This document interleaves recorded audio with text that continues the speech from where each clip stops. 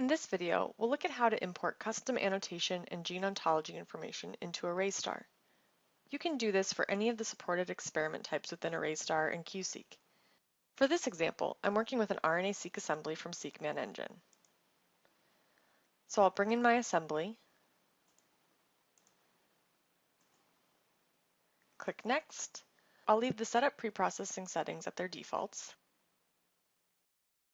then click Finish to load the project into ArrayStar. Once my project is loaded into ArrayStar with QSeq, I can use the gene table to view RPKM values as well as annotations for my genes. At this point, all of the available annotations are based on the GenBank file used as a reference sequence in the SeqMan Engine assembly.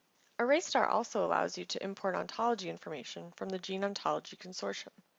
To do this, go to Data, Download Annotations, and then choose the organism you're working with.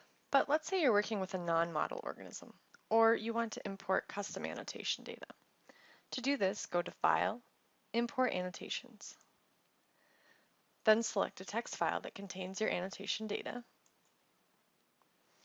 This brings up the Custom Annotation Import Wizard. Here we can specify the delimiter type.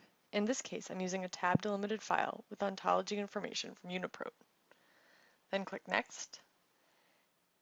And now we need to specify the gene ID and any other columns of interest.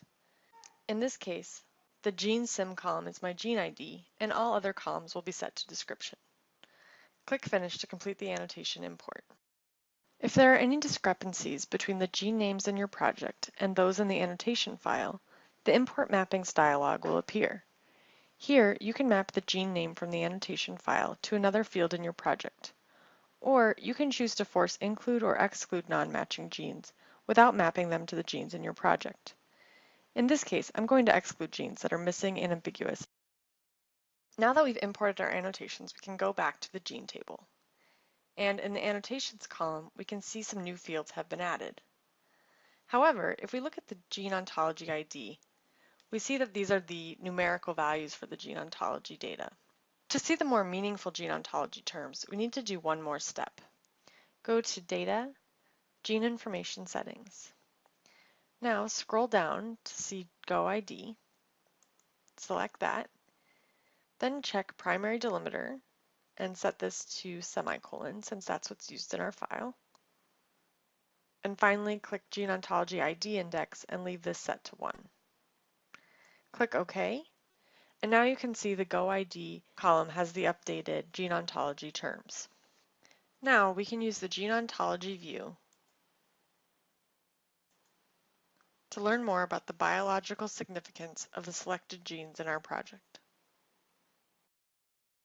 If you have any questions about using annotation files in ArrayStar or any other questions about our software, please visit our website, www.dnastar.com, or contact us at support@dnastar.com.